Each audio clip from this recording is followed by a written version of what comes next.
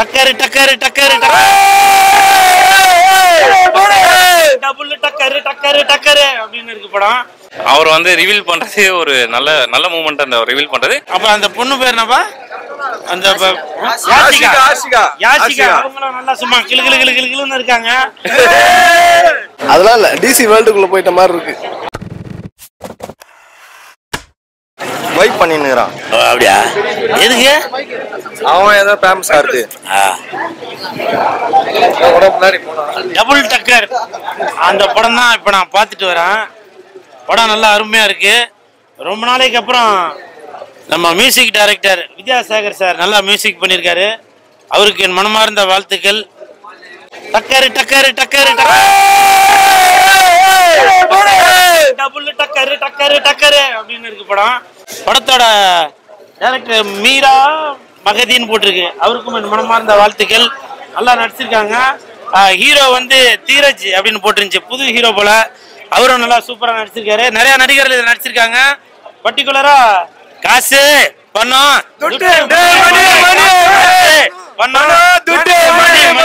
அப்படின்னா அந்த பாட்டுல ஒரு வேலை கருணாகரன் அவரும் இதுல நடிச்சிருக்காரு. அப்புறம் அந்த பொண்ணு பேர் என்னப்பா? அந்த யாஷிகா. அவங்களும் நல்லா சும்மா கிளு கிளு கிளு கிளுன்னு இருக்காங்க. இந்த தயாரிப்பாளர் ஏர்பிளிக்ஸ் அவர்களுக்கும் இணை தயாரிப்பாளர் சந்துரு அவர்களுக்கும் என் மனமார்ந்த வாழ்த்துக்கள். படம் நல்லா அருமையா இருக்கு. இந்த சம்மர் டைம்ல குழந்தைகளை கூட்டிட்டு வந்து நல்லா ஜாலியா பார்க்கலாம். 2 பொம்மை இருக்குது இதுல. டக்கரு டக்கரு டக்கரு டக்கரு டக்கரு டக்கரு ஏசியன் பெயிண்ட் மாதிரி ஒரு பொம்மை இருக்கு. அந்த 2 பொம்மை தான் நான் சொல்றேன். நல்லா சூப்பரா பண்ணிருக்காங்க. Left right. ஆமா, லெஃப்ட் ரைட். படத்தை பாருங்க, என்ஜாய் பண்ணுங்க. வெந்து தணிந்தது காடு. 48 கூல் சுரசனன் கைய தட்டு. டபுள் டக்கர் ராகு. வெந்து தணிந்தது காடு. டபுள் டக்கர். படம் வந்து சூப்பரா இருக்கு. ஜாலியா பார்க்கலாம். எல்லாருமே வந்து வாய்விட்டு சிரிக்கிற மாதிரியான ஒரு படம் தான். படத்துக்கு வந்து கூல் சுரேஷன் எல்லாம் வந்து என்ஜாய் பண்ணிட்டு இருந்தாரு. அவங்க ஃப்ரெண்ட்ஸ்லாம் வந்திருந்தாங்க. எல்லாம் வந்து ஃபன் பண்ணிட்டு தான் நாங்கள் பின்னாடி இருந்து. படம் டெக்னிக்கலா எப்படின்னா இருக்கு? ஏன்னா ஒரு கிராபிக்ஸ் படம். ஆக்சுவலி வந்து படம் வந்து டெக்னிக்கலா ரொம்ப ஸ்ட்ராங்கு. ஆக்சுவலி இந்த டேரக்டர் பார்த்தீங்கன்னா வந்து பாடி வாஸ்டர்னு சொல்லிட்டு படம் எடுத்திருக்காரு. அதுக்கு முன்னாடியே வந்து இன்ஃபெக்டட்னு சொல்லிட்டு ஒரு ஷார்ட் ஃபிலிம்லேயே நான் வந்து அனிமேஷன்ஸ்லாம் இவரை ஃபாலோ பண்ணியிருக்கேன் நிறையாவே. இவரோட அனிமேஷன்ஸ் எல்லாமே வந்து ஷார்ட் ஃபிலிம்ஸ்லேயே யூஸ் பண்ணியிருப்பாரு. பட் ஃபியூச்சர் ஃபிலிமில் இவ்வளோ பெருசாக ஒரு அனிமேஷன் கேரக்டர்ஸை கொண்டு வந்து ஒரு படம் ஃபுல்லாக ட்ராவல் பண்ண வச்சு கூட்டு வருவாருன்றது யோசிக்கலாம். கூட அந்த கார்ட்டூன்லாம் பார்க்கும்போது அந்த ட்ரெய்லர்லாம் பார்க்கும்போது ஒரு சின்ன போர்ஷன் வந்துட்டு போகணும்னு நினச்சேன். பட் படம் ஃபுல்லாகவே வந்து அந்த அனிமேஷன் கேரக்டர்ஸ் ஃபீச்சர் ஃபிலிம்ன்றப்ப அந்த சிஜி ஒர்க்ஸ் வந்து அக்செப்ட் பண்ற மாதிரி இருக்கா? இல்லை இது இந்த சிஜி ஒர்க் வந்து தமிழ் சினிமாவில் வந்து ஏற்றுக்கக்கூடிய ஒரு சிஜி ஒர்க் தான். ஸோ எத்தனையோ படத்தை பார்த்துருக்கோம். அதை கம்பேர் பண்ண போனால் இதோட சிஜி ஒர்க் ரொம்பவே நல்லா தான் பண்ணியிருப்பாரு. ரொம்ப எதிர்பார்ப்பு இல்லைனாலும் 3D அனிமேஷனோட புதுசாக பண்ணியிருக்காங்க தமிழ் இண்டஸ்ட்ரியில். காமெடி இது மட்டும் தான் இருக்கா இல்ல எமோஷனல் அந்த மாதிரி? எமோஷனல் கொஞ்சம் இருக்கு. But full and full comedy ஜேனலாக தான் படத்தை மூவ் பண்ணியிருக்காங்க. குழந்தைங்களுக்கு டெக்னிக்கலா ஓகே 3D கொண்டு வந்திருக்காங்க படத்துல. 3D VFXலாம் ரொம்ப நல்லாவே இருக்கு. டபுள் டக்கர் இன்னைக்கு ரிலீஸ் ஆயிருக்கு. ரொம்ப முக்கியமான நாள். காலையில் 9 மணிக்கு சத்தியம்ல பார்த்துட்டு இங்கே வரேன். காலையில் அங்கேயே பயங்கரமான ரெஸ்பான்ஸு. நான் எதிர்பார்க்கல இவ்வளோ ரெஸ்பான்ஸ் இருக்கும்னு. செகண்ட் ஹாஃப்லாம் சிரித்து கைத்தட்டி என்ஜாய் பண்ணிட்டாங்க. ஃபேமிலி கிட்ஸுக்கு இது ஒரு பயங்கர இந்த வீக்கெண்டு செம்ம என்டர்டைன்மெண்ட்டாக இருக்கும். அது இன்னைக்கு ரெஸ்பான்ஸ்லேயே தெரிஞ்சுது. கண்டிப்பாக ரொம்ப சந்தோஷம். நான் என்ன எதிர்பார்த்தனோ அதெல்லாம் நடந்தது. எங்கெல்லாம் சிரிப்பாங்கன்னு நினச்சோனோ அங்கே எல்லாம் சிரித்து என்ஜாய் பண்ணாங்க. ரொம்ப நல்லா வந்திருக்கு. அந்த மூவி வந்துட்டு நீங்க ஒரு கட் பார்த்து முடிச்சிருப்பீங்க. அப்போ ஒரு ஹாப்பினஸ் இருந்திருக்கும். ஆமா, இப்ப தியேட்டர்ல இவங்க மக்களோட ரெஸ்பான்ஸ் பார்க்கும்போது எந்த அளவுக்கு ஹாப்பியா இருக்கு? அதான் நான் ஃபர்ஸ்ட் கட் பார்க்கும்போது நான் என்ன யோசிச்சேன்னா இங்கெல்லாம் கரெக்டாக சிரிக்கணும், இங்கெல்லாம் கை தட்டணும். சிரிப்பாங்களா கை தட்டுவாங்களான்னு ஒரு பயம் இருந்துகிட்டே இருக்கும்ல. அது நம்ம கரெக்டாக நம்ம ஒரு ஜட்ஜ்மெண்ட் பண்ணுறோம். ஜட்ஜ்மெண்ட் தான் டைரக்ஷனு. அந்த ஜட்ஜ்மெண்ட் கரெக்டாக ஆடியன்ஸ் அங்கே சிரிக்கும் போது கண்டிப்பாக ஒரு ஜெயிச்ச ஃபீல் தான். இந்த கான்செப்ட் வந்துட்டு எப்படி உங்களுக்கு ஃபர்ஸ்ட் தோணுச்சு? இந்த மாதிரி பண்ணலாம், இந்த அனிமேஷன் வச்சு எப்படி பண்ணலாம்? அதான் ஆரம்பத்தில் இந்த அனிமேஷன் கான்செப்ட் இல்லை. ப்ரொடியூசர் வந்து இந்த படம் டேக் ஆஃப் ஆகணும்னா இந்த மாதிரி ஒரு புது கான்செப்ட் கொடுக்கணும். ஏன்னா எங்கள் படத்தோட யூஎஸ்பியே இதான். யாருக்காக இந்த படத்துக்குள்ளே வருவாங்க? நாங்கள் எல்லாருமே புதுசு. ஆடியன்ஸ் ஏன் தேட்டருக்குள்ளே வரணும்?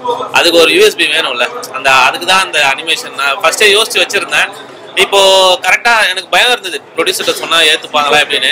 இந்த படம் டேக் ஆஃப் ஆகணும்னா அது வச்சாதான் டேக் ஆஃப் ஆகும் இருந்தது. ப்ரொடியூசர்கிட்ட சொன்னால் அவருக்கு ரொம்ப பிடிச்சது, புரிஞ்சுது.